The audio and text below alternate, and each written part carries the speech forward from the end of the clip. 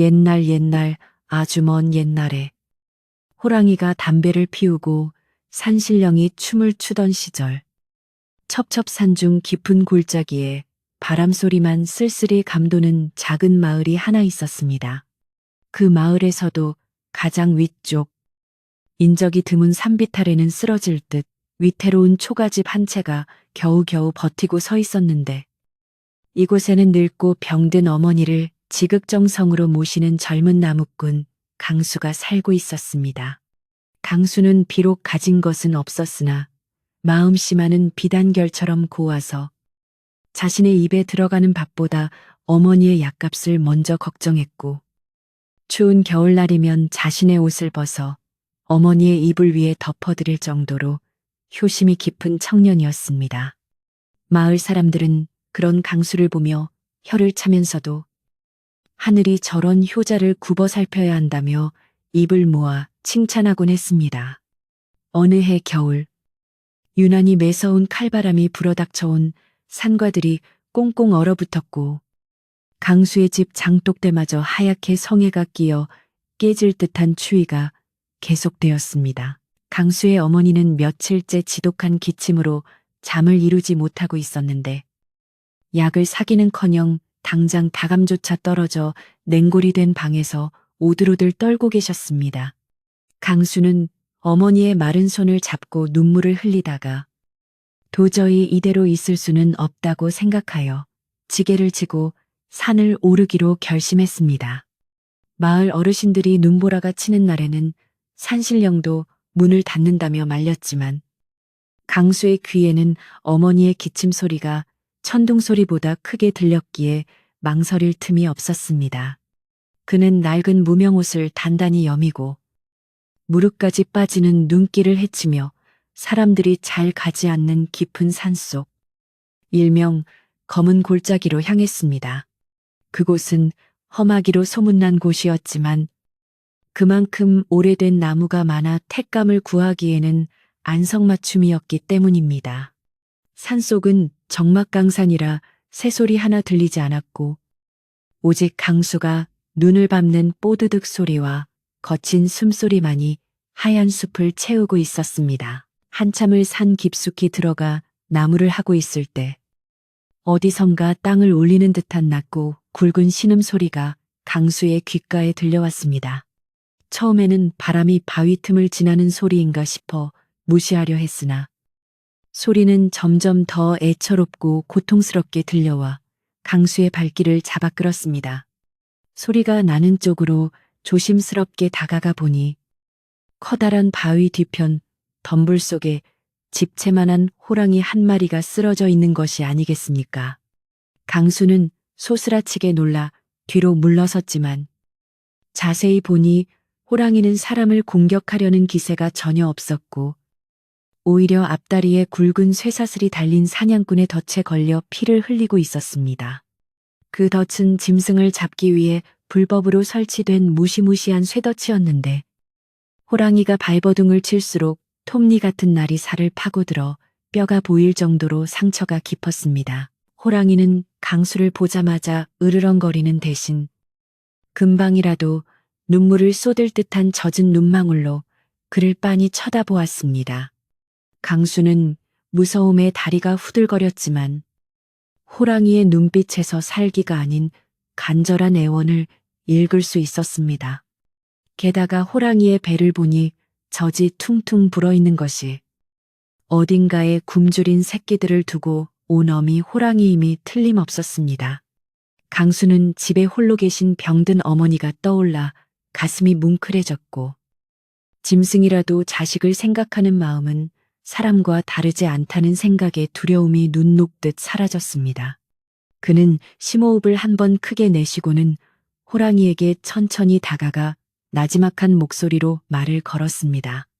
상구님, 제가 해치려는 것이 아니니 놀라지 마십시오. 그 끔찍한 덫을 풀어드릴 테니 제발 저를 잡아먹지만 말아주십시오.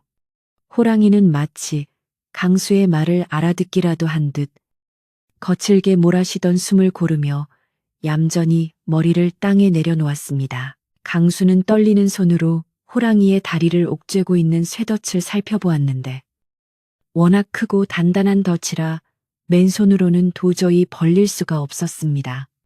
그는 지게에 꽂혀 있던 튼튼한 참나무 작대기를 꺼내어 덫의 틈새에 끼워 넣고 온몸에 체중을 실어 지렛대 원리로 덫을 벌리기 시작했습니다. 강수의 입에서 단말마 같은 신음이 터져 나왔고 이마에는 송글송글 땀방울이 맺혀 흘러내렸습니다. 녹슨 스프링은 끼익끼익 소리를 내며 좀처럼 열리지 않았지만 강수는 호랑이의 고통스러운 눈빛을 외면할 수 없어 젖먹던 힘까지 짜내어 작대기를 눌렀습니다. 팽팽하던 덫의 쇠붙이가 조금씩 벌어지기 시작하자 호랑이도 고통을 참으려는 듯 입을 꾹 다물고 몸을 부르르 떨었습니다. 마침내 캉하는 소리와 함께 덫이 완전히 벌어졌고 호랑이는 재빠르게 다리를 빼내어 자유의 몸이 되었습니다. 덫에서 풀려난 호랑이는 곧바로 도망갈 줄 알았으나 절뚝거리는 다리로 일어서더니 강수 주위를 한 바퀴 천천히 돌며 그를 응시했습니다. 그 거대한 몸집과 압도적인 기운의 강수는 숨이 턱 막히는 것 같았지만 호랑이는 강수의 옷자락에 머리를 한번 비비더니 깊은 산속으로 천천히 사라졌습니다. 하얀 눈 위에 붉은 핏자국을 남기며 멀어지는 호랑이의 뒷모습을 보며 강수는 자신이 방금 무슨 일을 저지른 것인지 실감이 나지 않아 한동안 멍하니 서 있었습니다. 혹시라도 호랑이가 다시 돌아와 해코지를 할까봐 겁이 났지만 호랑이의 마지막 눈빛에 담긴 깊은 감사는 결코 거짓이 아니라고 스스로를 위로했습니다. 날이 어둑어둑해지자 강수는 서둘러 캄감을 지게에 싣고 산을 내려왔는데 마음속에는 왠지 모를 뿌듯함과 기이한 경험에 대한 여운이 길게 남았습니다. 집으로 돌아온 강수는 어머니가 걱정하실까봐 산에서 겪은 일은 일절 이야기하지 않고 그저 나무를 많이 해와서 며칠은 따뜻하게 지낼 수 있겠다고 웃으며 말했습니다. 아궁이에 불을 지피고 방을 데우니 어머니의 기침도 조금 잦아들었지만 먹을 것이 없어 묽게 끓인 시래기 죽으로 끼니를 때워야 하는 처지는 여전했습니다. 강수는 밤마다 어머니의 다리를 주무르며 호랑이를 구해준 일이 과연 잘한 일인지, 혹시 그 호랑이가 다른 사람을 해치지는 않을지 걱정하며 잠을 설치곤 했습니다. 그렇게 며칠이 지나고 상처 입은 호랑이에 대한 기억이 희미해질 무렵 밤하늘에 쟁반같이 둥근 보름달이 떠올라온 마을을 대낮처럼 환하게 비추는 밤이 찾아왔습니다. 바람조차 잠든 고요한 밤. 강수가 잠자리에 들려는 찰나 마당에서 쿵하고 무거운 물체가 떨어지는 소리가 났습니다. 깜짝 놀란 강수는 도둑이 든 것인가 싶어 방문을 빼꼼히 열고 마당을 내다보았는데 달빛 아래 비친 마당에는 사람의 그림자는 보이지 않고 커다란 덩어리 하나가 덩그러니 놓여 있었습니다. 조심스럽게 마루로 나가 확인해 보니 그것은 방금 잡은 듯 김이 모락모락 나는 멧돼지 한 마리와 귀한 산삼 몇 뿌리였습니다. 강수는 자신의 눈을 의심하며 주위를 둘러보았지만 살인문 밖으로 이어진 눈길 위에는 사람의 발자국 대신 며칠 전 산에서 보았던 그 거대한 호랑이의 발자국만이 선명하게 찍혀 있었습니다. 강수는 그제야 깨달았습니다. 그날 덫에서 구해준 호랑이가 은혜를 갚기 위해 찾아온 것이라는 사실을 말입니다. 호랑이는 자신이 받은 도움을 잊지 않고 사냥하기 힘든 겨울밤에 자신의 사냥감을 기꺼이 인간에게 나누어 준 것이었습니다. 강수는 떨리는 가슴을 진정시키며 멧돼지와 산삼을 부엌으로 옮겼습니다. 멧돼지 고기는 어머니의 기력을 회복시키는 데 큰 도움이 될 것이고 산삼은 장터에 내다 팔면 쌀과 약을 넉넉히 살 수 있는 귀한 물건이었습니다. 어머니는 잠결에 부스럭거리는 소리를 듣고 깨어나 아들이 가져온 것들을 보고는 눈이 휘둥그레졌습니다. 강수는 차마 호랑이가 가져다 주었다는 말은 하지 못하고 산신령님이 효성에 감복하여 내려주신 선물인 것 같다고 둘러댔습니다. 그날 밤 강수는 멧돼지 고기를 푹 구워 어머니께 대접했고 오랜만에 고깃국을 드신 어머니의 얼굴에는 모처럼 생기가 돌았습니다. 강수는 부엌 한 구석에 앉아 밤하늘의 둥근 달을 바라보며 산 어딘가에 있을 호랑이에게 마음속으로 깊은 감사의 절을 올렸습니다. 그러나 강수는 한편으로는 걱정이 되기도 했습니다. 짐승인 호랑이가 한 번으로 그치지 않고 계속해서 마을로 내려온다면 언젠가는 마을 사람들에게 들킬 수도 있고 큰 소동이 일어날지도 모른다는 생각이 들었기 때문입니다. 하지만 당장 어머니의 건강이 좋아지는 것을 보니 그런 걱정보다는 고마운 마음이 더 컸습니다. 다음 날 강수는 산삼을 읍내 장터에 내다 팔아 쌀과 따뜻한 솜이불 그리고 어머니가 드실 보약을 한가득 사왔습니다. 마을 사람들은 며칠 전까지만 해도 끼니를 걱정하던 강수가 갑자기 장을 봐오는 것을 보고 의아해했지만 강수는 그저 운이 좋아 산삼을 캤다고만 말하고 서둘러 집으로 돌아왔습니다. 강수의 집 굴뚝에서는 매일같이 하얀 연기가 피어올랐고 구수한 밥 냄새와 약 다리는 냄새가 끊이지 않았습니다.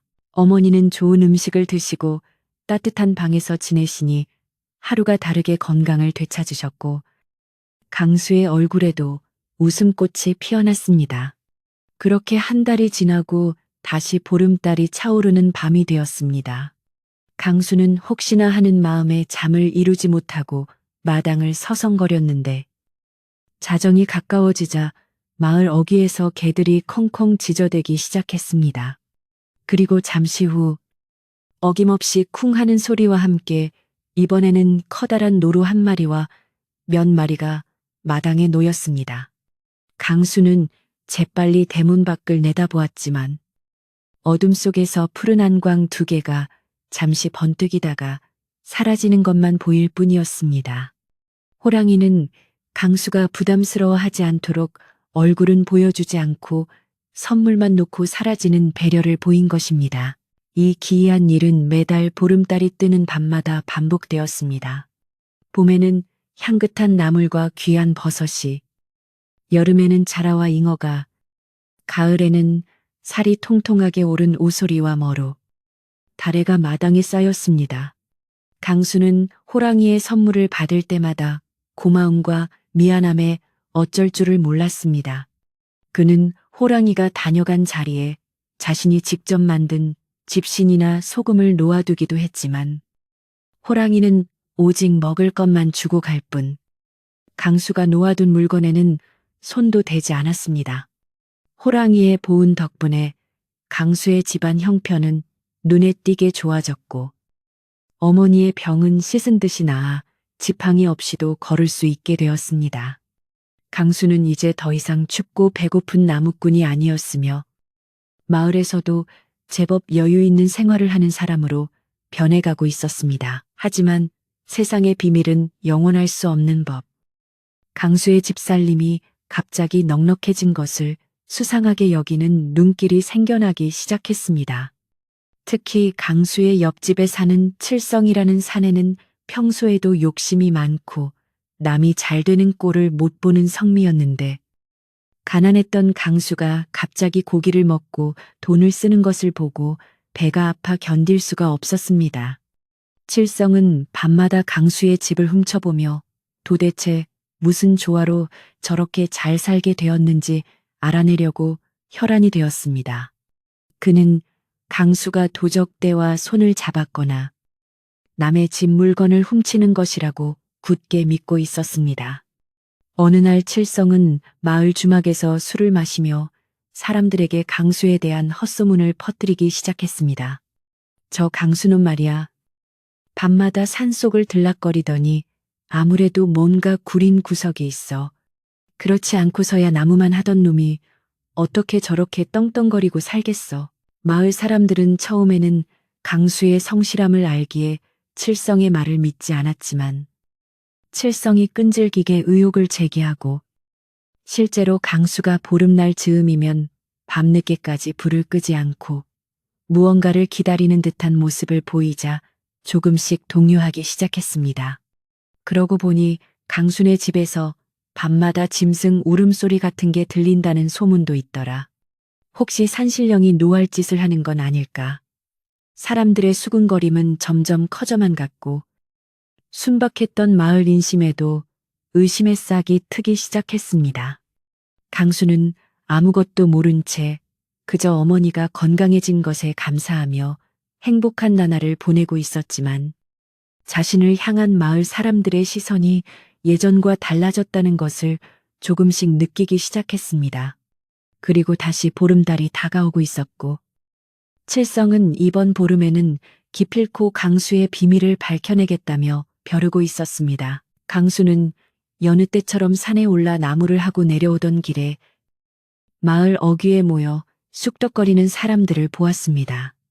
그가 다가가자 사람들은 입을 다물고 뿔뿔이 흩어졌는데 그들의 눈빛에는 경계심과 호기심이 뒤섞여 있었습니다.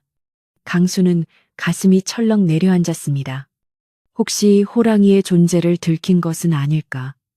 만약 사람들이 호랑이가 마을에 내려온다는 사실을 알게 된다면 호랑이를 잡으려 들 것이고 자신 또한 큰 공경에 빠지게 될 것이 뻔했습니다. 강수는 집으로 돌아와 방문을 걸어 잠그고 깊은 고민에 빠졌습니다. 호랑이의 은혜를 계속 받는 것이 과연 옳은 일인지, 이제라도 멈춰야 하는 것은 아닌지 혼란스러웠습니다.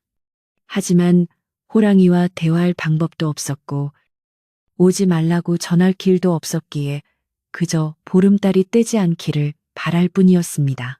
어둠이 내리고 바람이 창호지 문을 흔들자 강수의 불안감은 더욱 커져만 갔습니다.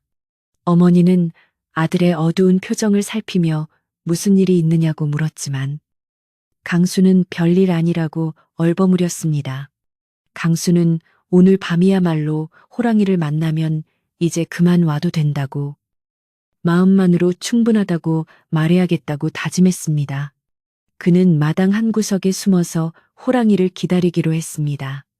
한편 칠성은 동네 건달 몇 명을 꼬드겨 강수의 집 뒤편 대나무 숲에 매복해 있었습니다. 칠성의 손에는 굵은 몽둥이가 들려 있었고 그의 눈은 탐욕과 시기심으로 번들거리고 있었습니다. 달은 점점 차올라 중천에 걸렸고 온 마을은 숨을 죽인 채 다가올 시간을 기다리고 있었습니다. 과연 이번 보름밤에는 어떤 일이 벌어질지. 강수는 마른 침을 삼키며 대문을 응시했습니다. 계절의 흐름은 막을 수 없는 강물과 같아서 어느덧 차가운 겨울바람이 잦아들고 산골짜기마다 연분홍 진달래가 수줍게 고개를 내미는 봄이 찾아왔습니다. 강수의 집마당에는 겨우내 얼어붙었던 땅이 녹으며 아지랑이가 피어올랐고 앙상했던 감나무 가지에도 물이 올라 연두색 새순이 돋아나고 있었습니다. 호랑이의 은혜는 계절이 바뀌어도 변함없이 계속되었는데 보름달이 뜨는 밤이면 어김없이 마당 한가운데에 귀한 약초나 산짐승이 놓여 있었습니다. 봄에는 향긋한 더덕과 쌉싸름한 두릅이 산더미처럼 쌓였고 여름이 다가올 무렵에는 깊은 계곡에서나 잡을 수 있는 팔뚝만한 은어들이 싱싱하게 퍼덕거리고 있었습니다. 강수는 그 귀한 것들을 볼 때마다 산속 어딘가에서 자신을 지켜보고 있을 호랑이의 따뜻한 마음을 느끼며 눈시울을 붉혔습니다. 어머니의 건강은 이제 완전히 회복되어 지팡이 없이도 텃밭을 가꾸고 이웃 마실을 닦일 정도로 정정해지셨으니 강수에게는 더할 나위 없는 행복한 나날들이었습니다. 강수의 집 살림이 펴지기 시작하자 허름했던 초가집에도 변화가 생겼는데 구멍 숭숭 뚫렸던 창호지는 빳빳한 새 종이로 교체되었고 비가 새던 지붕에는 황금빛 돛짚이 두툼하게 올려져 마을에서 가장 깔끔한 집으로 변모했습니다.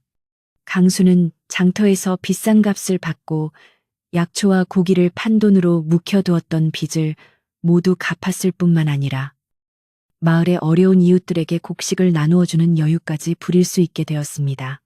마을 사람들은 처음에는 강수의 효심에 하늘이 복을 내린 것이라며 함께 기뻐해 주었지만 사람의 마음이란 참으로 간사한 것이어서 강수의 풍요가 계속되자 점차 부러움은 시기심으로 칭찬은 의심으로 변해가기 시작했습니다. 특히 강순의 집 굴뚝에서 매일같이 고기 굽는 냄새가 퍼지자 보릿고개를 넘기느라 풀죽으로 연명하던 마을 사람들의 뱃속에서는 꼬르륵 소리와 함께 질투심이 꿈틀거렸습니다. 그 중에서도 가장 심하게 배가 아픈 사람은 강수의 바로 옆집에 사는 칠성이었는데 그는 평소 일하기를 싫어하고 남의 탓만 하며 세월을 보내는 위인이었습니다. 칠성은 자신의 집 쌀떡은 비어가는데 담장 너머 강순의 집에서는 웃음소리가 끊이지 않는 것을 도저히 참을 수가 없었습니다. 그는 밤마다 강수의 집 쪽으로 귀를 곤두세우며 강수가 무슨 수를 써서 저렇게 잘 살게 되었는지 캐내려고 혈안이 되었습니다. 칠성은 아내에게 저놈이 분명 산속도적대와 내통하고 있는 게야. 그렇지 않고서야 나탄자로 들고 산에 가는 놈이 어떻게 매번 저런 귀한 물건들을 가져오겠어라고 투덜거리며 억지 주장을 펴기도 했습니다. 칠성의 눈에는 강수의 성실함은 보이지 않았고 오직 결과에 대한 불만과 자신보다 잘 사는 것에 대한 미움만이 가득 차 있었습니다. 그러던 어느 날 칠성은 마을 정자나무 아래에 모인 사람들에게 은밀한 목소리로 헛소문을 퍼뜨리기 시작했는데 그 내용은 터무니없으면서도 사람들의 불안을 자극하기에 충분했습니다. 자네들 그거 아나 강수 그놈이 밤마다 산신령님께 바쳐야 할 재물을 몰래 훔쳐온다는 소문이 있어. 산에 사는 영물들을 건드리면 마을 전체에 재앙이 닥친다는데 그놈 혼자 잘 먹고 잘 살자고 우리 마을을 위험에 빠뜨리는 거 아니겠나.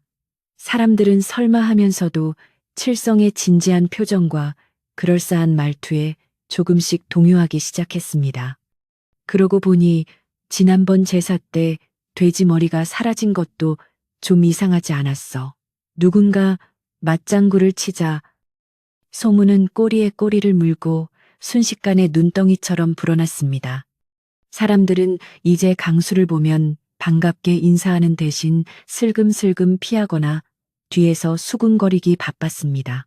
강수는 마을 분위기가 심상치 않다는 것을 느꼈지만 자신이 떳떳하니 별일 없을 것이라 생각하며 애써 무시하려 했습니다.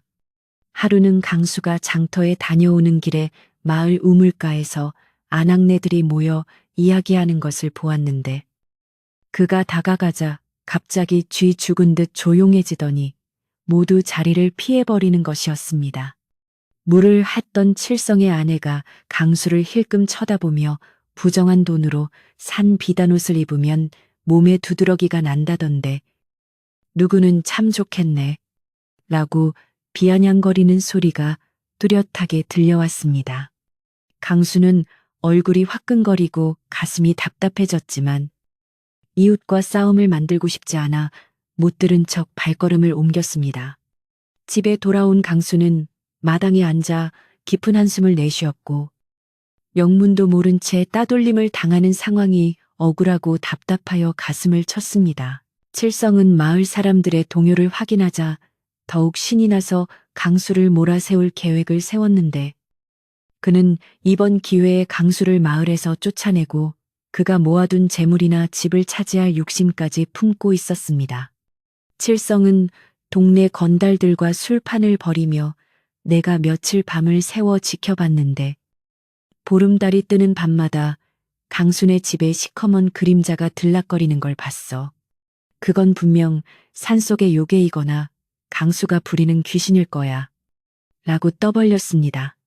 미신을 굳게 믿는 시골 노인들은 그 말을 듣고 공포에 떨었고 아이들은 강수의 집 근처에는 얼씬도 하지 않게 되었습니다.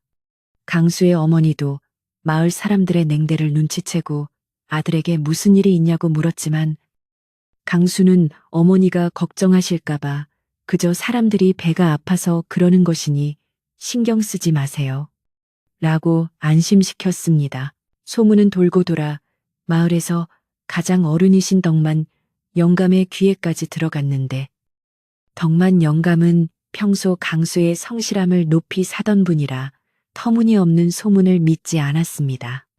하지만 마을의 인심이 흉흉해지고 사람들 사이에 불화가 생기는 것을 두고 볼 수만은 없었기에 덕만 영감은 진상을 파악하기 위해 강수를 자신의 집으로 불렀습니다. 해질녘 강수는 무거운 마음으로 덕만 영감의 사랑방을 찾았고 덕만 영감은 곰방대에 불을 붙이며 근심 어린 눈으로 강수를 바라보았습니다. 방 안에는 매캐한 담배 연기와 함께 무거운 침묵이 흘렀고 강수는 무릎을 꿇고 앉아 덕만 영감의 말씀을 기다렸습니다. 영감은 긴 한숨을 내쉬며 강수야, 내 너의 됨됨이를 모르는 바 아니나 요즘 마을에 도는 소문이 심상치 않구나 라고 운을 떼었습니다. 덕만 영감은 곰방대를 탁탁 털며 말을 이었습니다. 세상에 공짜는 없는 법이고 땀 흘리지 않고 얻은 재물은 반드시 탈이 나게 마련이다. 네가 요즘 산에서 귀한 것을 많이 얻어온다 들었는데 그것이 혹여나 남의 눈에 띄지 말아야 할 사연이 있는 것이냐.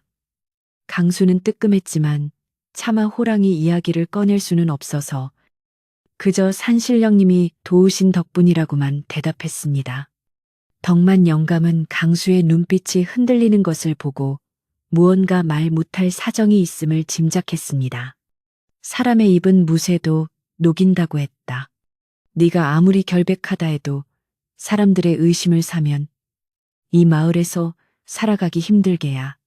특히 칠성이가 너를 주시하고 있으니 행동거지를 각별히 조심해야 한다. 다가오는 보름에는 절대로 오해 살만한 일을 만들지 말 거라. 덕만 영감의 충고는 따뜻했지만 엄중했고 강수는 등골이 서늘해지는 것을 느꼈습니다. 그는 영감님께 큰 절을 올리고 물러나오면서 자신이 호랑이의 은혜를 받는 것이 오히려 자신과 어머니 그리고 호랑이에게까지 위험을 초래할 수 있다는 사실을 뼈저리게 깨달았습니다. 집으로 돌아오는 길, 밤하늘에는 어느새 반달이 떠 있어 머지않아 보름이 될 것임을 알리고 있었습니다. 강수는 어두운 산을 바라보며 마음속으로 간절히 빌었습니다. 산군님, 제발 이번 보름에는 오지 마십시오. 당신의 은혜는 차고 넘칠 만큼 받았습니다. 더 이상 위험을 무릅쓰고 내려오지 않으셔도 됩니다. 하지만 그의 간절한 바람이 산속 깊은 곳까지 닿을지는 알 수 없었고 바람은 그저 스산하게 불어와 나뭇잎을 흔들 뿐이었습니다. 한편 칠성은 다가오는 보름날 밤에 강수의 정체를 밝혀내겠다며 마을 청년들을 선동하고 있었습니다. 그는 낙과 몽둥이를 준비하고 횃불까지 마련해 두는 등 마치 전쟁이라도 치를 기세였습니다. 이번에야말로 그놈이 요물과 놀아난다는 증거를 잡아서 멍석마리를 해줄 테다. 칠성의 눈은 광기로 번들거렸고 영문도 모르는 청년들은 칠성의 기세에 눌려 덩달아 흥분하고 있었습니다. 마을의 분위기는 폭풍전야처럼 고요하면서도 팽팽한 긴장감이 감돌았고 강수의 집은 마치 외딴 섬처럼 고립되어 갔습니다. 강수의 어머니는 밤마다 악몽을 꾸며 식은땀을 흘리셨고 강수는 뜬 눈으로 밤을 지새우며 대문 앞을 지키는 날이 많아졌습니다. 그러던 중 강수의 집 담벼락에 누군가가 닭피를 뿌려놓는 끔찍한 일이 발생했습니다. 아침에 일어나 마당에 나갔던 어머니는 그 광경을 보고 기절초풍하여 쓰러지셨고 강수는 분노와 슬픔으로 온몸을 떨었습니다. 이것은 명백한 저주이자 경고였고 칠성의 재심이 분명했습니다. 강수는 당장이라도 칠성을 찾아가 따지고 싶었지만 증거가 없는 데다 그랬다가는 오히려 싸움만 커질 것이 뻔하여 주먹을 꽉 쥐고 참아야만 했습니다. 그는 묵묵히 물동이를 날라 담벼락에 핏자국을 씻어내며 이 지옥 같은 오해와 시기를 끝낼 방법은 진실을 밝히는 것뿐이라고 생각했습니다. 하지만 진실을 밝히면 호랑이가 위험해질 것이니 강수는 이러지도 저러지도 못하는 진퇴양난의 상황에 빠져버렸습니다. 드디어 보름날이 밝았습니다.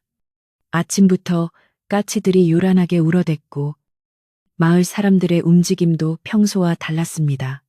사람들은 삼삼오오 모여 쑥덕거리며 강수의 집 쪽을 흘끔거렸고 칠성은 대놓고 강수의 집 앞을 얼쩡거리며 오늘 밤이면 모든 게 끝장날 줄 알아라 라고 소리치고 지나갔습니다. 강수는 어머니를 방 안 깊숙한 곳에 모시고 문을 단단히 걸어 잠갔습니다. 어머니, 오늘 밤엔 무슨 소리가 들려도 절대 나오시면 안 됩니다. 제가 다 알아서 할 테니 걱정 마세요. 어머니는 불안한 눈빛으로 아들의 손을 잡았지만 강수의 굳은 표정을 보고는 고개를 끄덕였습니다. 해가 서산으로 넘어가고 땅거미가 지기 시작하자 마을은 기이한 정막에 휩싸였습니다. 어둠이 짙게 깔리고 둥근 보름달이 산등성이 위로 모습을 드러내자 칠성과 그를 따르는 무리들이 횃불을 들고 하나둘씩 마을 어귀로 모여들기 시작했습니다. 그들의 손에는 농기구와 몽둥이가 들려 있었고 칠성의 지시에 따라 강수의 집으로 향하는 길목과 집 뒤편 산기들에 숨어들었습니다. 강수는 방 안에 불을 끄고 마루에 나와 앉아 달빛이 비추는 마당을 응시하며 제발 호랑이가 나타나지 않기만을 기도하고 또 기도했습니다. 심장 소리가 북소리처럼 크게 들려왔고 식은땀이 등을 타고 흘러내렸습니다. 풀벌레 소리조차 들리지 않는 긴장된 정적 속에서 시간은 더디게만 흘러갔습니다. 자정이 가까워지자 산속에서 바람이 불어오기 시작했는데 그 바람에는 짐승의 비릿한 냄새가 섞여 있었습니다. 강수의 감각이 곤두섰습니다. 익숙한 기척. 그것은 바로 호랑이가 오고 있다는 신호였습니다. 안 돼. 오지 마세요. 오늘은 절대 안 됩니다. 강수는 마음속으로 절규했지만 이미 산비탈의 나뭇가지들이 흔들리며 거대한 그림자가 마을로 내려오고 있었습니다. 칠성과 매복해 있던 사람들도 숨을 죽이고 그 그림자를 지켜보고 있었습니다. 칠성은 회심의 미소를 지으며 옆에 있는 청년의 옆구리를 쿡 찔렀습니다. 저거 봐. 내 말이 맞지. 저놈이 괴물을 불러들이는 거야. 사람들은 두려움에 떨면서도 호기심에 눈을 크게 뜨고 다가오는 그림자를 주시했습니다. 호랑이는 아무것도 모른 채 매달 그랬던 것처럼 은혜를 갚기 위해 강수의 집으로 향하고 있었습니다. 이번에는 덩치가 꽤 큰 무언가를 입에 물고 있어서 걸음이 다소 느렸습니다. 달빛을 받아 번득이는 호랑이의 눈빛은 순수했지만 숨어서 지켜보는 사람들의 눈에는 공포의 대상이자 제거해야 할 마물로만 비칠 뿐이었습니다. 강수는 이제 선택의 여지가 없음을 깨달았습니다. 호랑이가 마당에 들어서는 순간 사람들이 덮칠 것이고 끔찍한 사륙이 벌어질 것입니다. 그는 자리에서 벌떡 일어났습니다. 호랑이를 살리고 마을 사람들의 오해를 풀기 위해서는 자신이 직접 나서야만 했습니다. 그러나 그 순간 칠성이 참지 못하고 지금이다 철하라고 고함을 지르며 튀어나왔습니다. 고요했던 밤하늘을 찢는 고함 소리와 함께 사방에서 횃불이 켜지고 사람들이 와 꽹과리를 치며 강수의 집을 포위해 들어왔습니다.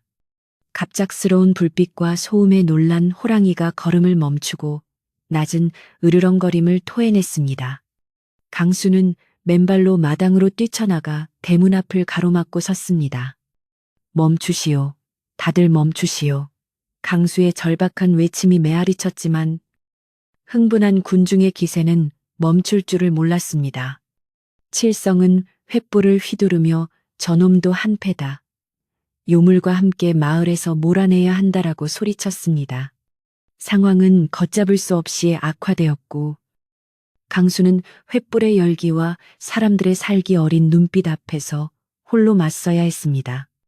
호랑이는 어둠 속에 몸을 숨긴 채 상황을 주시하고 있었지만 언제 튀어나와 사람들을 해칠지 혹은 사람들의 무기에 상처를 입을지 알 수 없는 일촉즉발의 위기였습니다. 덕만 영감이 뒤늦게 소란을 듣고 달려왔지만 이미 이성을 잃은 사람들을 말리기에는 역부족이었습니다. 칠성은 마치 자신이 정의의 사도라도 된 양 기고만장하여 강수를 향해 삿대질을 해댔습니다. 네, 이놈 강수야. 내가 감히 우리 마을에 저런 흉측한 짐승을 끌어들여 내 놈의 탐욕이 하늘을 찌르는구나. 강수는 억울함에 눈물이 핑 돌았지만 물러서지 않고 똑바로 칠성을 노려보았습니다. 나는 하늘을 우러러 부끄러운 짓을 한 적이 없소.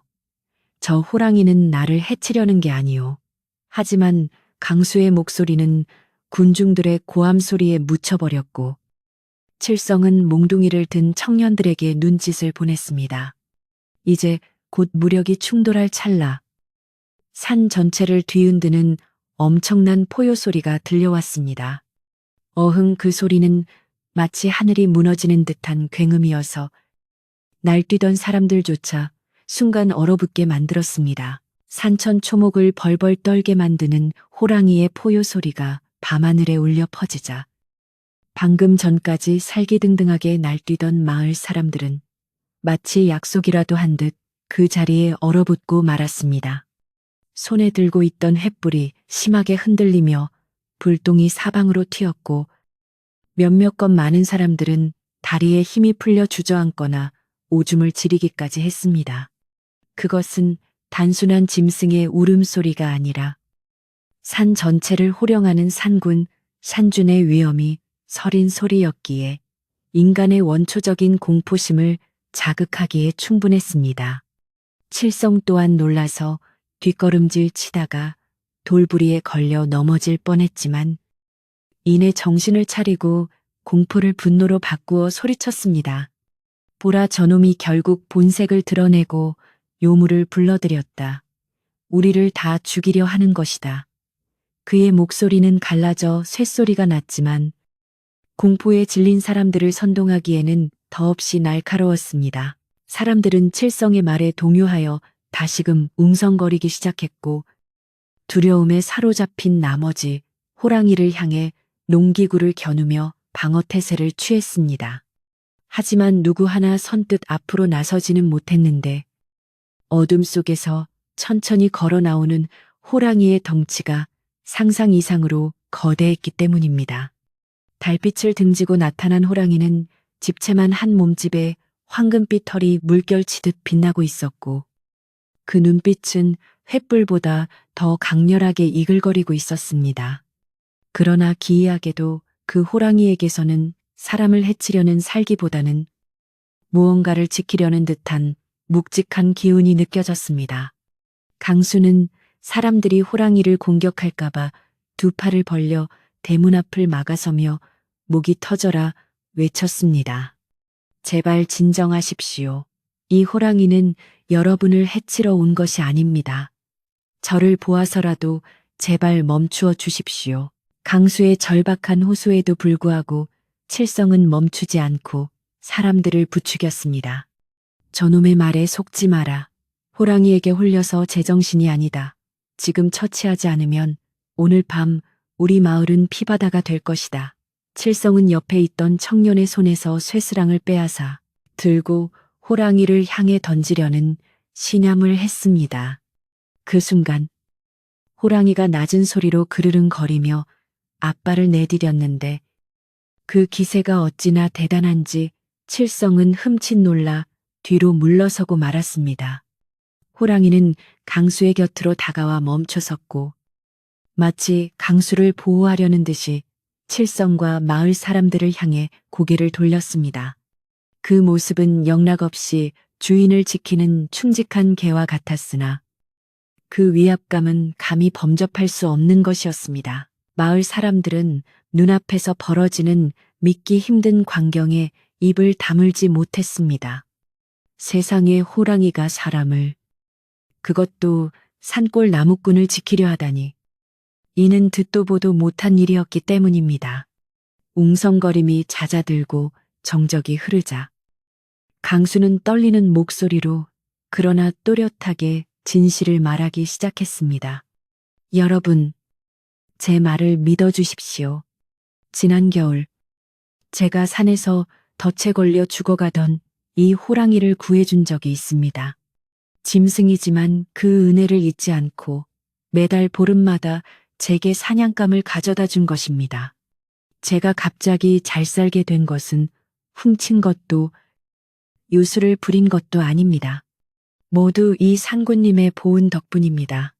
강수의 고백은 차가운 밤 공기를 가르며 사람들의 귓가에 파고들었습니다. 강수의 말을 들은 사람들의 표정이 미묘하게 변하기 시작했습니다.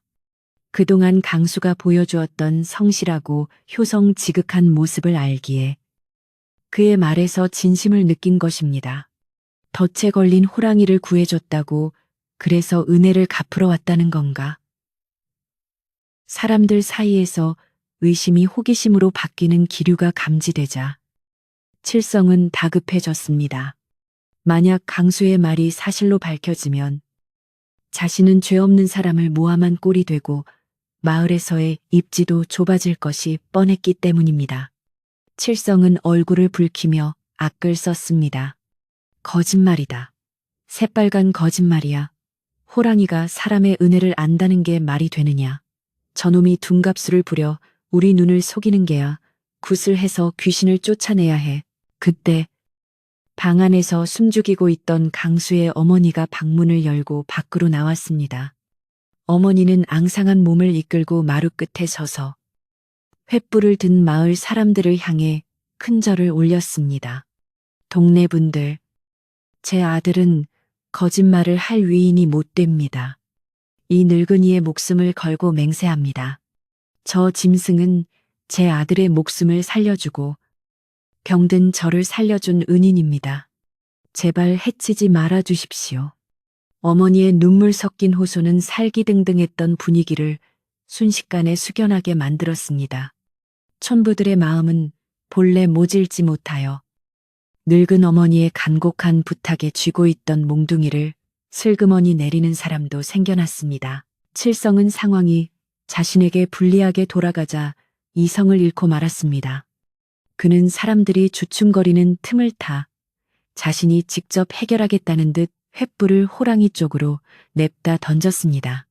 활활 타오르는 횃불이 포물선을 그리며 호랑이의 머리 위로 떨어지려는 찰나 호랑이는 날렵한 몸놀림으로 피하며 앞발로 횃불을 쳐내어 땅에 떨어뜨렸습니다. 그리고는 칠성을 향해 고막이 찢어질 듯 크게 포효했습니다. 크아앙 그 소리에 놀란 칠성은 엉덩방아를 다스며 뒤로 나자빠졌고 바지에 오줌을 지리고 말았습니다. 호랑이는 당장이라도 칠성을 물어뜯을 기세였지만 강수가 호랑이의 목덜미 털을 잡고 말리자 거짓말처럼 얌전해졌습니다. 이 모습을 지켜보던 덕만 영감이 마침내 사람들 앞으로 나서며 지팡이로 땅을 쿵쿵 내리쳤습니다. 다들 그만두지 못할까? 이게 무슨 해괴망측한 짓들이냐? 덕만 영감의 호통에 사람들은 쥐 죽은 듯 조용해졌습니다. 영감은 떨고 있는 칠성과 당당하게 서 있는 강수, 그리고 그 곁을 지키는 호랑이를 번갈아 보며 입을 열었습니다. 짐승도 제 목숨 구해준 은인을 알아보는데 사람이 사람을 믿지 못하고 죽이려 들다니 부끄럽지도 않으냐. 강수의 말이 사실인지 아닌지는 저 호랑이가 가져온 것을 보면 알 수 있지 않겠느냐. 영감의 지혜로운 지적에 모든 시선이 호랑이의 발치로 쏠렸습니다. 호랑이의 발밑에는 아까 물고 온 거대한 짐승이 누워 있었습니다. 사람들은 횃불을 가까이 대고 그것이 무엇인지 확인하려다 소스라치게 놀랐습니다. 그것은 다름 아닌 덩치가 황소만한 거대한 식인 멧돼지였습니다. 그 멧돼지는 몇 년 전부터 인근 밭을 쑥대밭으로 만들고 심지어 사람까지 공격하여 마을의 골칫거리이자 공포의 대상이었던 놈이었습니다. 놈의 송곳니는 나처럼 날카롭게 굽어 있었고 온몸은 진흙과 털로 뒤덮여 갑옷처럼 단단해 보였습니다. 마을에 내로라 하는 사냥꾼들도 잡기를 포기했던 그 괴물 멧돼지를 호랑이가 잡아 강수의 집 마당에 던져 놓은 것이었습니다. 사람들 사이에서 탄성이 터져 나왔습니다. 저건 외눈박이 멧돼지가 아닌가. 작년에 김진산의 밭을 다 망쳐놓고 도망갔던 그놈이야. 세상에 저 흉악한 놈을 잡다니. 이게 정말 상구님의 조화란 말인가. 호랑이가 가져온 것은 단순한 먹잇감이 아니라 마을의 우환을 없애준 큰 선물이었습니다. 강수의 말대로 호랑이는 마을을 해치러 온 것이 아니라 오히려 마을 사람들을 괴롭히던 멧돼지를 처단하고 강수에게 은혜를 갚으러 온 것이 명백해졌습니다. 사람들의 눈빛에서 두려움과 의심이 사라지고 그 자리에 경이로움과 미안함이 차오르기 시작했습니다. 하지만 칠성은 자신의 잘못을 인정하기는커녕 더욱 악에 바친 모습을 보였습니다. 멧돼지를 보고도 그는 억지를 부리며 소리쳤습니다. 저건 우연이다. 우연히 죽은 놈을 물어온 것뿐이야. 저 호랑이가 언제 돌변해서 우리를 물어뜯을지 모른단 말이다. 칠성은 바닥에 떨어진 낫을 집어들고 비틀거리며 일어났습니다. 그의 눈은 이미 탐욕과 질투로 멀어버려 눈앞의 진실을 보지 못하고 있었습니다. 칠성은 자신의 거짓말이 들통나는 것이 죽기보다 싫었고 강수가 영웅이 되는 꼴을 도저히 볼 수 없었습니다. 그는 미친 사람처럼 낫을 휘두르며 강수에게 달려들었습니다. 위험에 사람들이 비명을 지르는 순간 호랑이가 번개처럼 움직였습니다. 호랑이는 강수를 밀쳐내고 칠성 앞을 가로막으며 앞발을 들어 올렸습니다. 그러나 호랑이는 칠성을 내리치는 대신 그의 눈앞에서 발을 멈추고 입을 크게 벌려 뜨거운 입김을 내뿜었습니다. 칠성은 호랑이의 압도적인 기운에 눌려 숨조차 쉬지 못하고 굳어버렸습니다. 그때 칠성의 품속에서 무언가가 툭 하고 떨어져 대구르르 굴러나왔습니다. 달빛을 받아 반짝이는 그것은 생그릇처럼 보였습니다. 사람들의 시선이 칠성의 발밑으로 쏠렸습니다. 덕만 영감이 가까이 다가가 떨어진 물건을 집어들었습니다. 그것은 마을 제사 때 쓰이는 귀한 제기지치 중 하나인 매초대였습니다. 지난달 제사 후에 감쪽같이 사라져서 마을이 발칵 뒤집혔던 물건이었습니다. 덕만 영감의 눈썹이 꿈틀거리며 올라갔습니다. 이복의 칠성. 이게 왜 자네 품에서 나오는 것인가? 영감의 서슬퍼런 질문에 칠성의 얼굴이 하얗게 질렸습니다. 그는 강수가 재물을 훔쳤다고 모함했지만 정작 훔친 장본인은 바로 칠성 자신이었던 것입니다.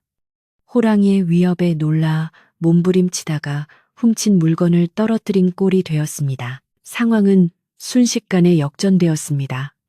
강수를 의심하던 사람들은 이제 칠성을 향해 따가운 눈초리를 보내기 시작했습니다. 아니, 강수가 도둑질을 한다고 난리를 치더니 정작 도둑은 칠성 자네였단 말인가. 어떻게 마을 재물을 손댈 수가 있어 천벌을 받을 짓이지. 사람들의 수군거림이 비난으로 바뀌자 칠성은 쥐구멍이라도 찾고 싶은 심정이었습니다. 그는 낫을 떨어뜨리고 무릎을 꿇으며 변명을 늘어놓으려 했지만 입이 얼어붙어 말이 나오지 않았습니다. 호랑이는 그런 칠성을 한심하다는 듯이 내려다보며 콧김을 뿜었고 강수는 안도의 한숨을 내쉬며 어머니를 부축했습니다. 강수는 이제 모든 오해를 풀고 진실을 명백히 밝힐 때가 왔음을 직감했습니다.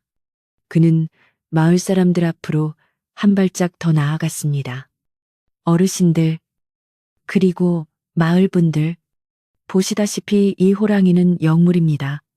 하늘이 내려준 인연으로 저와 맺어졌고, 지금까지 단 한 번도 사람에게 해를 끼친 적이 없습니다. 저 멧돼지를 보십시오. 우리 마을의 근심거리를 대신 해결해 주지 않았습니까? 그런데도 저를, 그리고 이 고마운 산군님을 내치시겠습니까? 강수의 목소리에는 힘이 실려 있었고, 그 울림은 사람들의 마음 깊은 곳을 두드렸습니다. 덕만 영감은 고개를 끄덕이며 강수의 어깨를 두드려 주었습니다. 강수 자네 말이 100번 옳으네. 우리가 어리석어 칠성의 말만 믿고 자네를 괴롭혔구만. 미안하네. 정말 미안해. 덕만 영감이 먼저 사과하자. 다른 마을 사람들도 하나둘씩 머리를 극적이며 강수에게 미안함을 표시했습니다. 횃불은 하나둘씩 바닥으로 내려졌고 살벌했던 분위기는 잦아들었습니다. 그러나 아직 완전히 끝난 것은 아니었습니다. 칠성은 여전히 분을 사귀지 못하고 바닥을 긁으며 씩씩거리고 있었고, 호랑이는 아직 산으로 돌아가지 않은 채 마을 한가운데 버티고 서 있었기 때문입니다. 밤은 더욱 깊어가고 보름달은 머리 위에서 이 모든 광경을 환하게 비추고 있었습니다. 마당에 놓인 거대한 멧돼지와 힙촛대, 그리고 엎드려 있는 칠성과 당당한 강수, 그 뒤를 지키는 호랑이의 모습은 마치 한 폭의 그림처럼 기묘한 조화를 이루고 있었습니다. 강수는 이제 마을 사람들의 오해가 풀렸으니 호랑이를 편안하게 산으로 돌려보내야 한다고 생각했습니다. 하지만 사람들이 호랑이를 두려워하는 마음이 완전히 사라진 것은 아니었기에 마무리를 잘 지어야만 했습니다. 강수는 호랑이와 눈을 맞추며 마음속으로 말을 건넸습니다. 산군님, 덕분에 살았습니다. 이제 그만 돌아가셔도 됩니다. 하지만 호랑이는 떠날 기미를 보이지 않았습니다. 호랑이는 갑자기 고개를 들어 하늘을 향해 길게 울부짖더니 다시 칠성에게로 다가가 그의 냄새를 맡기 시작했습니다. 칠성은 공포에 질려 비명조차 지르지 못하고 사시나무 떨듯 떨었습니다. 호랑이는 칠성이 훔친 폐육촛대를 앞발로 툭 치며 마치 사람들 보라는 듯이 칠성의 죄를 다시 한번 확인시켜 주었습니다. 그것은 단순한 짐승의 행동이 아니라 죄 지은 자를 벌하고 선한 자를 돕는다는 권선징악의 교훈을 몸소 보여주는 것만 같았습니다. 사람들은 그 모습을 보며 짐승보다 못한 자신의 모습을 반성했고, 동시에 짐승보다 못한 칠성의 행동에 혀를 찼습니다. 덕만 영감은 엄숙한 목소리로 말했습니다. 자, 이제 시시비비가 분명해졌다. 강수는 효심 깊은 청년이고, 칠성은 탐욕에 눈이 멀어 이웃을 모함하고 마을에 누를 끼친 죄인이다. 내일 날이 밝는 대로 마을 회의를 열어 칠성의 죄를 엄히 물을 것이다. 영감의 말은 곧 법이었고, 칠성은 이제 마을에서 고개를 들고 다니기 힘들게 되었습니다. 강수는 칠성이 밉기도 했지만 한편으로는 저렇게까지 망가진 그가 불쌍하기도 했습니다. 소동이 가라앉자 강수는 마을 사람들에게 정중히 부탁했습니다. 이제 날도 춥고 밤도 깊었으니 다들 돌아가 주십시오. 산군님도 산으로 돌아가셔야 합니다. 여러분이 횃불을 끄고 길을 터주셔야 편안히 가실 수 있습니다. 사람들은 강수의 말에 따라 순순히 횃불을 끄고 길 양옆으로 물러났습니다.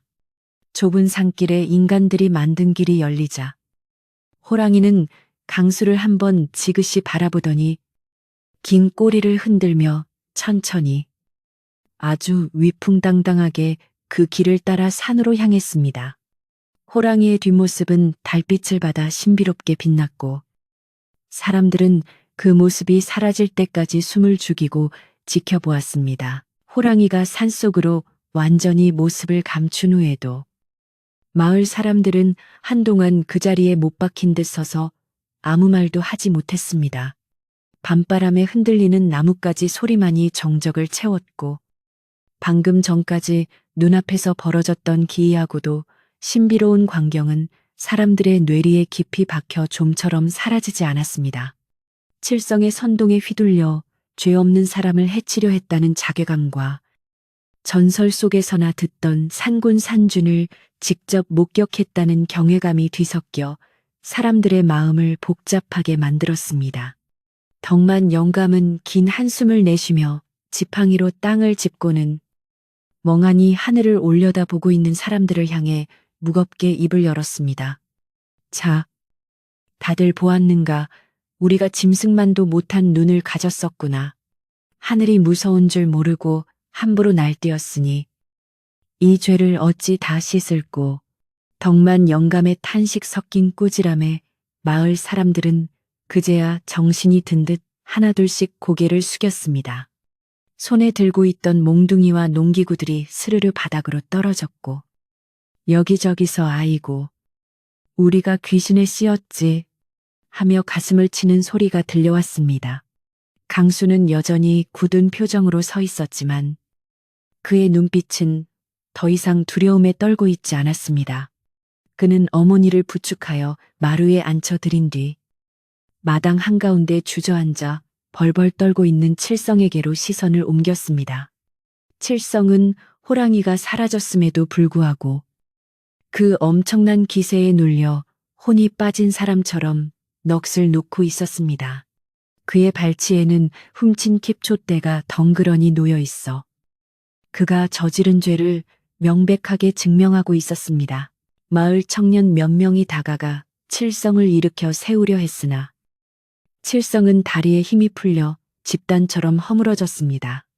덕만 영감이 칠성 앞으로 다가가 엄한 목소리로 꾸짖었습니다. 칠성아, 네 죄를 네가 알렸다. 이웃을 시기하여 거짓 소문을 퍼뜨리고 마을의 신성한 재물을 훔쳐놓고는 남에게 뒤집어 씌우려 하다니 내 놈의 신보가 어찌 이리도 고약하더냐. 칠성은 입술을 달달 떨며 변명을 하려 했지만 주위의 싸늘한 시선에 입을 다물 수밖에 없었습니다. 평소 칠성과 어울려 다니던 건달들조차 슬금슬금 뒷걸음질 치며 그를 외면했습니다. 마을 사람들의 분노는 이제 강수가 아닌 칠성을 향해 타오르고 있었고 그것은 그동안 쌓였던 칠성의 악행에 대한 응징이기도 했습니다. 이놈을 관아에 넘겨야 합니다. 누군가 소리치자 여기저기서 동조하는 목소리가 터져 나왔습니다. 맞아 멍석마리를 해서 쫓아내야 해. 분위기가 험악해지자 칠성의 아내가 달려나와 남편을 감싸 안으며 통곡하기 시작했습니다. 아이고 동네분들. 제 남편이 잠시 미쳤나 봅니다. 한 번만 용서해 주십시오. 제가 평생 속죄하며 살겠습니다. 아내의 울음소리에 마을 사람들의 마음이 잠시 흔들렸으나 이번 일은 그냥 넘어갈 수 있는 문제가 아니었습니다. 강수는 조용히 그 모습을 지켜보다가 앞으로 걸어 나왔습니다. 그리고는 덕만 영감과 마을 사람들을 향해 정중하게 고개를 숙였습니다. 어르신, 그리고 마을 분들, 칠성 형님의 죄는 밉지만 오늘 밤은 이미 너무 많은 일이 있었습니다. 더 이상의 소란은 원치 않습니다. 강수의 관대함에 사람들은 다시 한번 놀랐습니다. 자신을 죽이려 했던 원수를 감싸주는 그 넓은 아량에 사람들은 부끄러움으로 얼굴을 들 수 없었습니다. 덕만 영감은 고개를 끄덕이며 강수의 뜻을 존중했습니다. 강수의 뜻이 정그렇다면 관아에는 알리지 않겠다. 허나 칠성은 더 이상 우리 마을 사람으로 대접받을 생각은 말거라. 내일 날이 밝는 대로 마을 회의를 열어 네 거취를 결정할 것이니 오늘 밤은 쥐 죽은 듯 집에 처박혀 근신하고 있거라. 칠성은 감히 고개를 들지 못한 채 아내의 부축을 받으며 도망치듯 자신의 집으로 사라졌습니다. 그의 뒷모습은 처량하기 그지없었고 탐욕의 끝이 얼마나 초라한지를 여실히 보여주었습니다. 칠성이 사라지고 나자 마당에는 어색한 침묵이 감돌았습니다. 사람들은 강수에게 사과하고 싶었지만 면목이 없어 우물쭈물하고만 있었습니다. 그때 강수의 어머니가 부드러운 목소리로 정막을 깼습니다. 자, 밤이 깊었지만 다들 놀란 가슴을 좀 진정시켜야 하지 않겠습니까? 산구님께서 우리 마을의 우한 덩어리인 멧돼지를 잡아주셨으니 이건 우리 강수 혼자 먹을 것이 아니라 마을 전체가 나누어 먹어야 할 복입니다. 어머니의 지혜로운 말씀에 굳어있던 분위기가 일시에 풀렸습니다. 흉물스럽게만 보였던 거대한 멧돼지가 이제는 마을의 화해를 위한 귀한 음식으로 보이기 시작한 것입니다. 강수도 어머니의 뜻을 알아차리고 활짝 웃으며 말했습니다. 그렇습니다. 이 멧돼지는 산구님이 제게 주신 것이지만 동시에 마을의 평화를 위해 주신 것이기도 합니다. 오늘 밤 이 고기를 나누어 먹으며 그동안의 오해와 앙금을 모두 털어버립시다. 강수의 제안에 마을 사람들은 환호성을 질렀습니다. 죄책감에 시달리던 사람들에게 강수의 제안은 용서의 손길과도 같았습니다. 청년들은 솜씨 좋게 멧돼지를 손질하기 위해 팔을 걷어붙였고 아낙네들은 서둘러 집으로 돌아가 솥과 양념 그리고 묵혀두었던 술을 가져오기 시작했습니다. 조금 전까지만 해도 살기가 가득했던 강수의 집마당은 순식간에 마을 잔치판으로 변했습니다. 장정 몇이 달려들어 멧돼지를 해체하는데 워낙 덩치가 커서 장정 5이 붙어도 힘에 부칠 정도였습니다. 가죽을 벗기고 살을 발라내는 동안 사람들은 멧돼지의 크기에 다시 한번 혀를 내둘렀습니다. 세상에, 이놈 가죽 두꺼운 것 좀 보게. 창도 안 들어가겠어. 이런 괴물을 호랑이가 한 입에 제압했다니. 상구님의 힘이 정말 대단하구먼. 사람들의 입에서는 호랑이에 대한 칭송이 끊이지 않았습니다. 강수는 부엌에서 솥을 걸고 물을 끓이며 마당에서 들려오는 활기찬 소리에 가슴이 벅차올랐습니다. 억울함과 서러움은 온데간데 없고 따뜻한 이웃의 정이 다시 샘솟는 것을 느꼈습니다. 마당 한쪽에 큰 모닥불이 피어오르고 커다란 가마솥 뚜껑 위에서는 멧돼지 고기가 지글지글 소리를 내며 익어갔습니다. 고소한 기름 냄새가 온 마을에 퍼지자 잠자던 아이들까지 눈을 비비며 나와 고기 한 점을 얻어먹으려 줄을 섰습니다. 강수는 잘 익은 고기 한 점을 집어 가장 먼저 덕만 영감에게 올렸고 영감은 눈시울을 붉히며 그 고기를 받아들었습니다. 고맙네. 강수야. 정말 고마워. 자네 덕분에 우리 마을이 다시 살았어.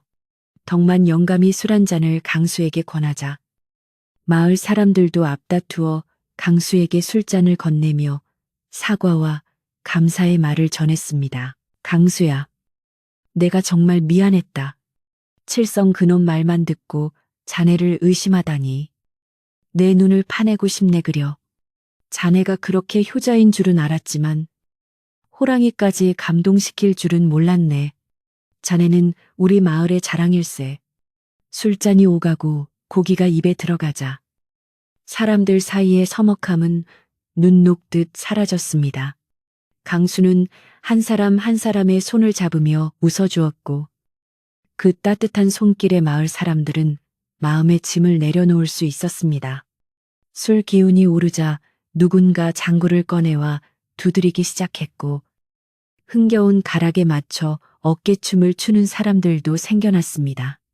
달빛 아래 벌어진 이 즉흥적인 잔치는 그 어떤 명절보다도 풍성하고 따뜻했습니다.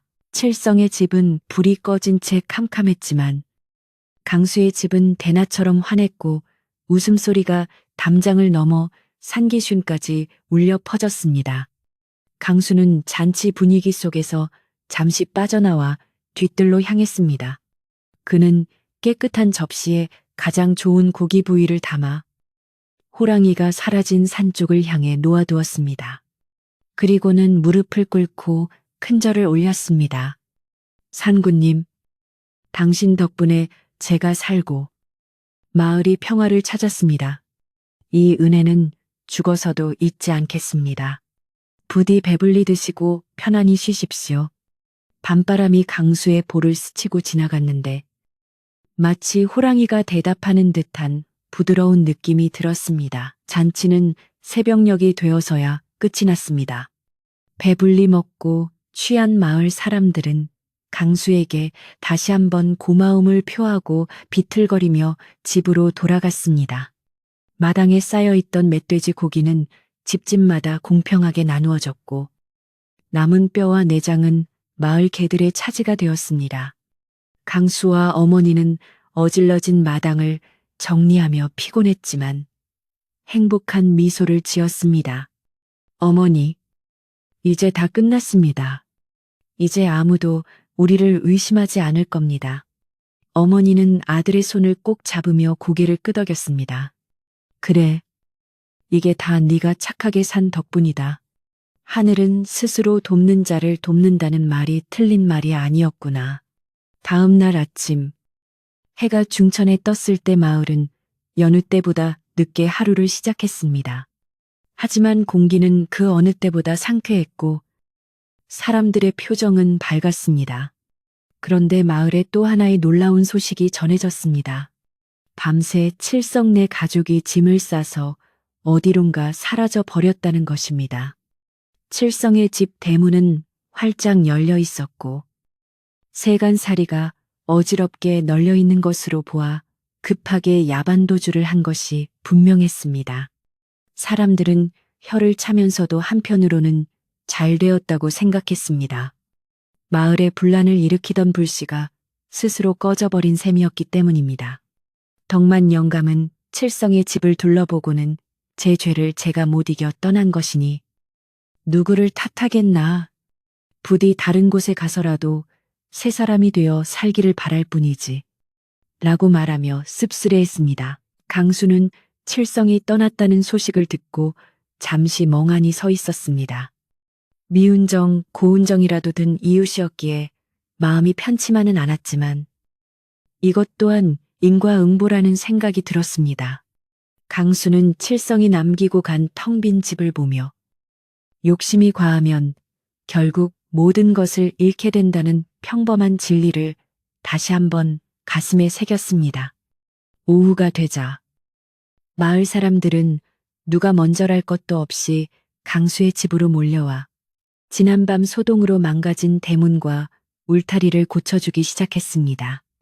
이복의 강수, 내가 튼튼한 쌀이나무를 베어왔네. 이걸로 울타리를 다시 세우세. 나는 대문을 고칠 판자를 가져왔네. 사람들은 자신들의 잘못을 행동으로 갚으려 했고 그 모습에서 진정한 이웃의 정이 느껴졌습니다. 망가졌던 울타리는 전보다 더 튼튼하고 높게 세워졌고 삐걱거리던 대문은 새 나무로 교체되어 든든하게 집을 지키게 되었습니다. 강수의 어머니는 일하는 사람들을 위해 시원한 막걸리와 새참을 내왔고 마당은 다시 한번 왁자지껄한 활기로 가득 찼습니다. 칠성이 훔쳐갔던 최초 때는 마을 사당에 다시 안치되었고 마을의 안녕을 비는 간단한 제사가 치러졌습니다. 제사상에는 호랑이가 잡아준 멧돼지 머리가 올려졌는데 사람들은 그 앞에서 두 손을 모아 산신령과 호랑이에게 감사의 기도를 올렸습니다. 이제 마을 사람들에게 호랑이는 두려움의 대상이 아니라 마을을 지켜주는 수호신과 같은 존재로 받아들여지게 되었습니다. 며칠이 지나고 다시 평온한 일상이 찾아왔습니다. 강수는 여느 때처럼 지게를 지고 산에 나무를 하러 갔지만 이제는 혼자가 아니었습니다. 산을 오르다 만나는 마을 사람들은 강수를 보면 먼저 반갑게 인사를 건넸고 어떤 이들은 강수의 지게에 떡이나 과일을 몰래 찔러 넣어주기도 했습니다. 강수는 산속에서 일할 때마다 혹시나 호랑이를 다시 만날 수 있을까 하여 주위를 두리번거렸지만 호랑이의 그림자는 어디에서도 찾을 수 없었습니다. 그날 밤 이후로 호랑이는 거짓말처럼 자취를 감추었습니다. 강수는 호랑이가 자신의 임무를 다 마치고 깊은 산속으로 돌아가 편안히 쉬고 있을 것이라 믿었습니다. 보름달은 조금씩 이질어져 하얀 달이 되었고 계절은 봄의 절정을 향해 달려가고 있었습니다. 강수의 집 텃밭에는 상추와 아욱이 파릇파릇하게 돋아났고 처마 밑 제비집에서는 아기 제비들이 어미를 기다리며 지저귀고 있었습니다. 모든 것이 제자리를 찾았고 강수의 집은 그 어느 때보다 평화로웠습니다. 그러나 강수의 마음 한구석에는 여전히 호랑이에 대한 그리움과 고마움이 자리 잡고 있었습니다. 그는 매일 밤 잠들기 전에 산 쪽을 바라보며 나지막이 속삭였습니다. 상구님, 부디 아프지 말고 건강하십시오. 당신이 주신 이 평화, 소중히 지키며 살겠습니다. 그러던 어느 날, 강수가 읍내 장터에 다녀오는데 마을 입구 느티나무 아래에 낯선 스님이 한 분 서 계셨습니다. 그 스님은 강수를 보더니 합장을 하며 의미심장한 미소를 지었습니다. 처사님의 얼굴에 귀한 석이 뢰치가 서려 있군요. 큰 짐승의 보살핌을 받고 계십니다. 그려. 강수는 깜짝 놀라 스님을 쳐다보았습니다. 스님은 껄껄 웃으며 말을 이었습니다. 짐승과 마음을 나누는 것은 아무나 할 수 있는 일이 아닙니다. 그 지극한 효심과 선한 마음이 산군을 감동시킨 것이지요. 허나 세상 만물에는 때가 있는 법. 오는 것이 있으면 가는 것이 있고 만남이 있으면 헤어짐이 있는 법입니다. 너무 애달파하지 마십시오. 스님은 그 말을 남기고 바람처럼 사라졌습니다. 강수는 스님의 말을 곱씹으며 집으로 돌아왔습니다. 오는 것이 있으면 가는 것이 있다. 강수는 그 말이 호랑이와의 인연이 이제 다했음을 의미하는 것일지도 모른다고 생각했습니다. 호랑이가 더 이상 나타나지 않는 것은 서운한 일이지만 그것이 호랑이를 위해서도 자신을 위해서도 더 나은 일일지도 모른다는 깨달음이 들었습니다. 인간과 짐승이 너무 가까이 지내면 언젠가는 탈이 날 수도 있다는 덕만 영감의 말씀도 떠올랐습니다. 강수는 마음을 비우기로 했습니다. 호랑이가 다시 오지 않더라도 그 은혜를 잊지 않고 열심히 사는 것만이 보답하는 길이라고 다짐했습니다. 저녁이 되고 밥 짓는 연기가 마을을 포근하게 감쌀 때 강수는 마당 평상에 앉아 어머니의 흰머리를 뽑아드리고 있었습니다. 강수야, 이제 우리 집도 평안해졌으니 너도 좋은 짝을 만나 장가를 가야지 않겠느냐. 어머니의 갑작스러운 말씀에 강수는 얼굴을 붉혔습니다. 어머니도 참, 아직은 어머니 모시고 사는 게 더 좋습니다. 아니야. 손주 녀석 하나 안겨줘야 이 어미가 눈을 편히 감지. 옆마을 박영감네 딸이 참 참하고 얌전하다더라. 어머니의 잔소리마저 행복하게 들리는 저녁이었습니다. 담장 너머로는 이웃집 아이들이 뛰어노는 소리가 들려왔고 멀리서 소들이는 원앙 소리가 딸랑거렸습니다. 그날 밤 강수는 꿈을 꾸었습니다. 꿈속에서 그는 눈 덮인 겨울산에 서 있었고 그 앞에는 황금빛 털을 가진 거대한 호랑이가 앉아 있었습니다. 호랑이는 강수를 보며 다정하게 눈을 깜빡이더니 천천히 일어나 강수의 어깨를 툭툭 치고는 빗속으로 걸어 들어갔습니다. 강수는 꿈속에서도 그것이 마지막 작별 인사임을 직감하고 눈물을 흘리며 손을 흔들었습니다. 잠에서 깬 강수의 베개는 젖어 있었지만 마음은 이상하게도 후련하고 따뜻했습니다. 창문을 여니 새벽 공기가 맑았고 동쪽 하늘이 붉게 물들며 새로운 하루가 시작되고 있었습니다. 강수는 자리에서 일어나 정화수 한 그릇을 떠놓고 간절히 빌었습니다. 호랑이가 어디에 있든 부디 사냥꾼의 덫에 걸리지 말고 천수를 누리다 신선이 되기를 빌었습니다. 그리고 자신 또한 이 마을에서 부끄럽지 않은 사람으로 베풀며 살아가겠노라고 다짐했습니다. 마을은 지난밤의 소동을 잊은 듯 고요했고 아침 햇살은 강수의 집 마당을 환하게 비추며 축복을 내리고 있었습니다. 이제 이야기는 마지막 결말을 향해 흘러가고 있었습니다. 모든 폭풍이 지나간 후 찾아온 진정한 평화. 그리고 효자 강수가 맞이할 행복한 미래가 남은 이야기의 끝을 장식할 것입니다. 세월은 유수와 같아 어느덧 뜨거웠던 여름 햇살이 물러가고 선선한 가을바람이 들녘을 황금빛으로 물들이는 수확의 계절이 찾아왔습니다. 강수의 집 앞마당에 심어놓은 감나무에는 홍시가 붉게 익어 주렁주렁 매달렸고 텃밭의 배추와 무는 하루가 다르게 속이 차올라 보는 이에 마음을 풍성하게 만들었습니다. 호랑이가 다녀간 이후로 강수의 집은 물론이고 마을 전체에도 상서로운 기운이 감돌아 그의 농사는 유례없는 대풍년이 들었습니다. 마을 사람들은 이 모든 것이 강수의 효심과 호랑이의 보은이 불러온 복이라 여기며 추수 때가 되자 가장 실하고 좋은 곡식을 추려 강수의 집으로 보내오곤 했습니다. 강수는 사양하려 했으나 이웃들의 정성이 너무도 간곡하여 그 곡식으로 술을 빚고 떡을 만들어 다시 마을 잔치를 여는 것으로 화답했습니다. 이제 강수의 집은 마을의 사랑방이 되어 웃음소리가 끊이지 않았고 어머니의 얼굴 주름도 활짝 펴져 10년은 젊어 보일 정도였습니다. 풍요로운 가을이 깊어가던 어느 날 이웃 마을에서 용한 매파 할머니가 강수의 집 문지방이 닳도록 드나들기 시작했습니다. 강수의 성실함과 효심, 그리고 호랑이도 감복시킨 덕망이 널리 퍼져 내로라 하는 집안에서 사위 3기를 청해왔기 때문입니다. 어머니는 신중하게 며느리감을 고르다 마침내 이웃 마을의 마음씨 곱고 부지런하기로 소문난 분이라는 처자를 며느리로 맞이하기로 결정했습니다. 혼례식 날, 마을은 다시 한번 큰 축제 분위기에 휩싸였는데 온 동네 사람들이 국수를 삶고 전을 부치며 제1처럼 기뻐해 주었습니다. 강수는 사모관대를 쓰고 족두리를 쓴 신부와 마주서서 백년해로를 맹세했고 하객들은 밤늦도록 풍악을 울리며 두 사람의 앞날을 축복했습니다. 달빛 아래 맺어진 이 아름다운 인연은 강수의 삶에 찾아온 또 하나의 큰 선물이자 고단했던 과거에 대한 완벽한 보상이었습니다. 새색시 분이는 소문대로 심성이 비단결 같고 어른을 공경할 줄 아는 지혜로운 여인이었습니다.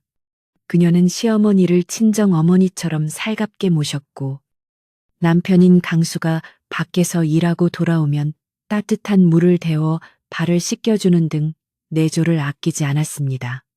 분이의 알뜰한 살림 솜씨 덕분에 강수의 집 곳간은 날이 갈수록 불어났고 집안 구석구석 윤기가 흐르지 않는 곳이 없었습니다. 어머니는 며느리의 재롱을 보며 내가 전생에 무슨 나라를 구했기에 이런 복덩이가 굴러들어 왔을꼬 하며 입버릇처럼 행복해 하셨습니다.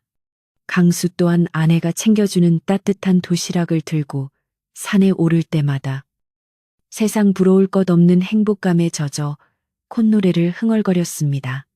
차가운 민목에서 잠들던 시절은 이제 옛 이야기가 되었고 강수의 집은 온기 가득한 보금자리로 완성되었습니다. 겨울이 다시 찾아와 온 세상이 하얗게 뒤덮였을 때 강수에게는 또 하나의 기쁜 소식이 찾아왔습니다.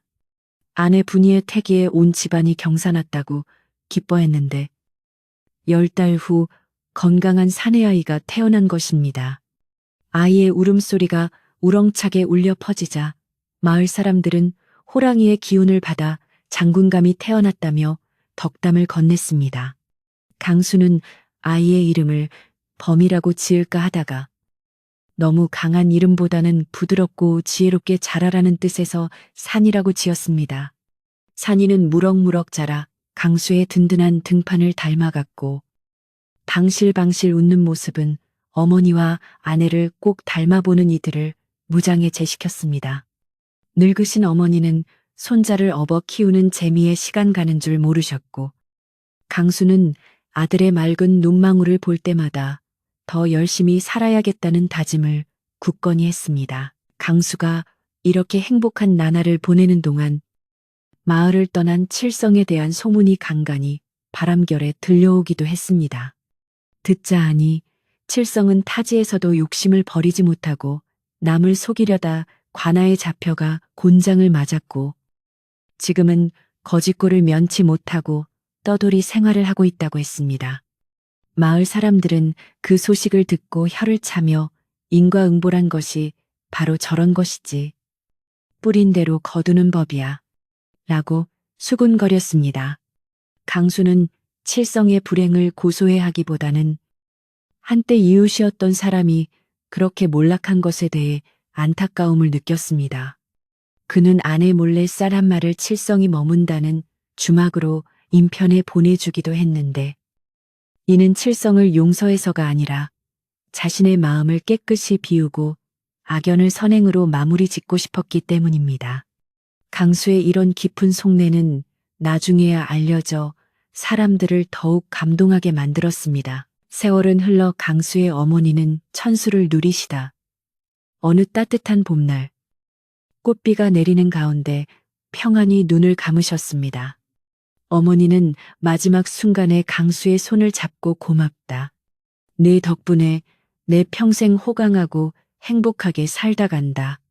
저승에 가서도 너와 네 처자식을 지켜주마. 라는 유언을 남기셨습니다.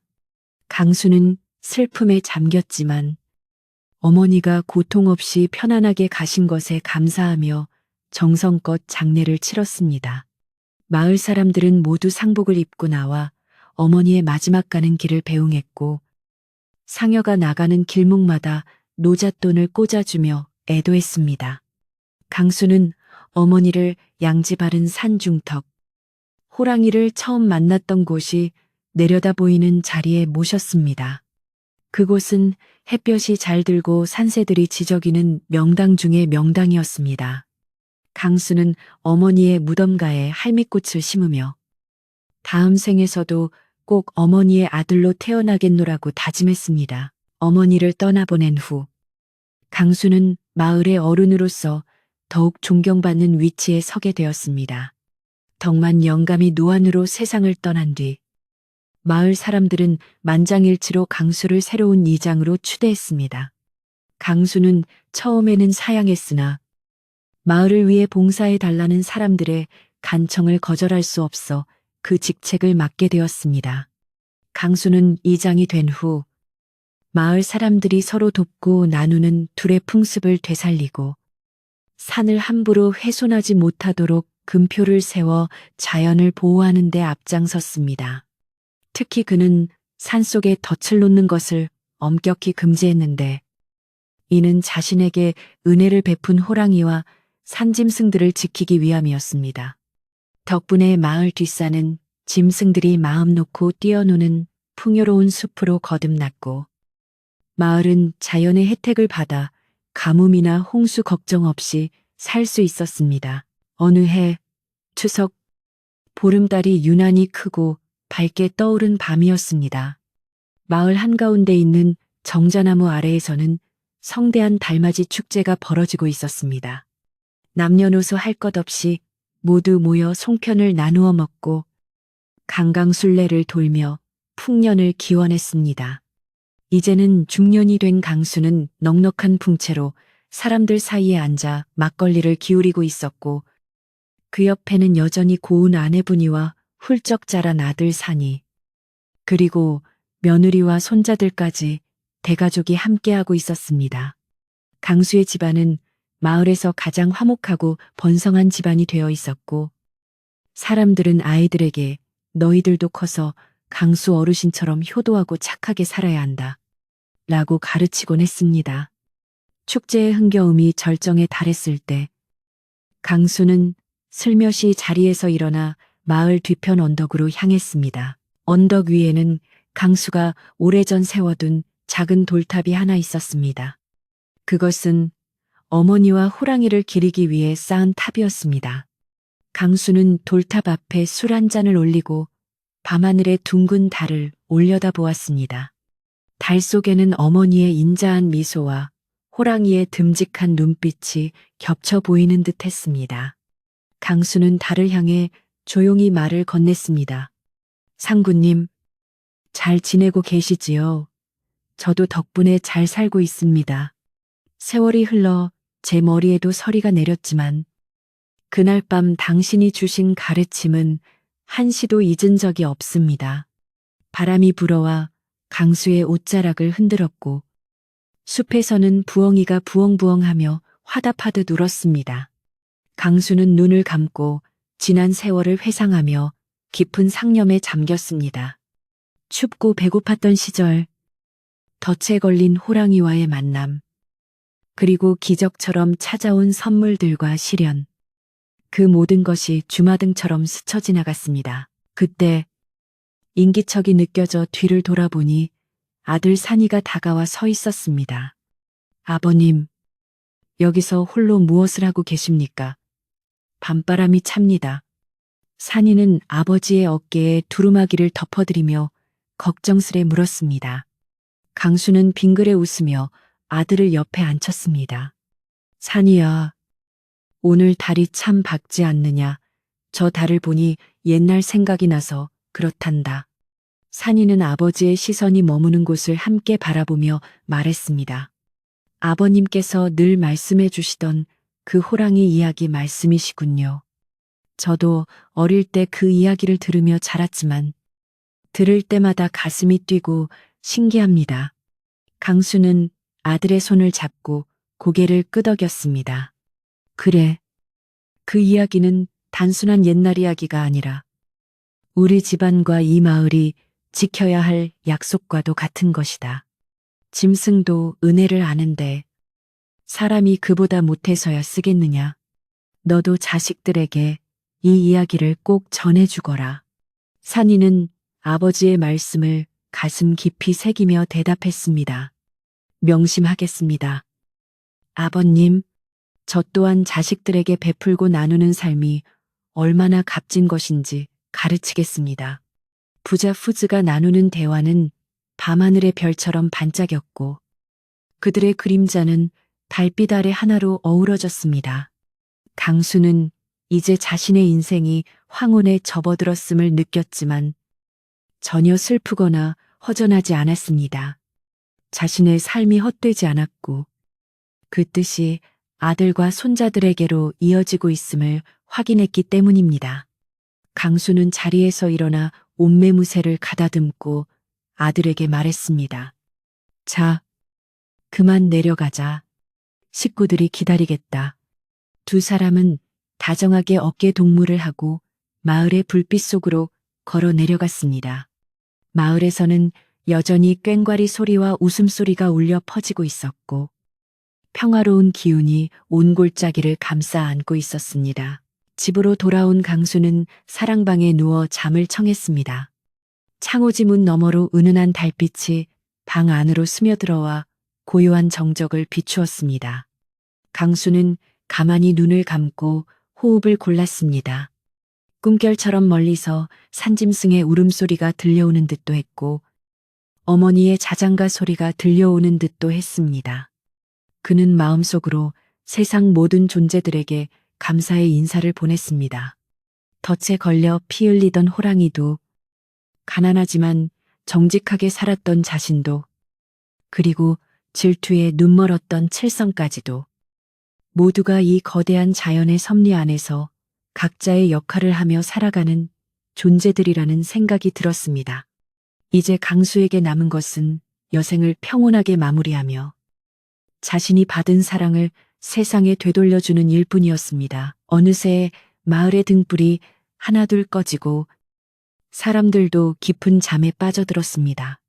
하지만 강수의 집 대문 위에는 호랑이를 닮은 기와 장식이 달빛을 받아 번쩍이며 마치 수호신처럼 집안을 굽어 살피고 있었습니다. 전설은 그렇게 입에서 입으로 전해져 먼 훗날까지 이 마을에는 호랑이의 보은이라는 이야기가 전해 내려오게 되었습니다. 사람들은 힘든 일이 있을 때마다 강수의 이야기를 떠올리며 선한 마음을 잃지 않으면 언젠가는 반드시 복이 찾아온다는 희망을 품고 살아가게 되었습니다. 산골 마을의 밤은 깊어만 갔고 달빛은 세상의 모든 어둠을 따뜻하게 안아주었습니다. 아주 오랜 옛날, 바람이 맑게 불던 날에 시작된 나무꾼 강수와 호랑이의 이야기는 이렇게 끝을 맺습니다. 착한 사람은 복을 받고 뉘우치는 자에게는 기회가 주어지며 자연과 인간이 서로를 위할 때 세상은 더없이 아름다워진다는 평범한 진리를 남긴 채 말입니다. 오늘 밤 여러분의 꿈속에도 듬직한 호랑이 한 마리가 찾아와 힘든 일은 물어가고 복주머니 하나 슬그머니 놓고 가기를 바랍니다. 강수가 그랬던 것처럼 마음 착하게 먹고 오늘 하루를 열심히 산 여러분 모두가 이 이야기의 주인공입니다. 밤이 깊었으니 이제 등불을 끄고 편안히 주무시지요.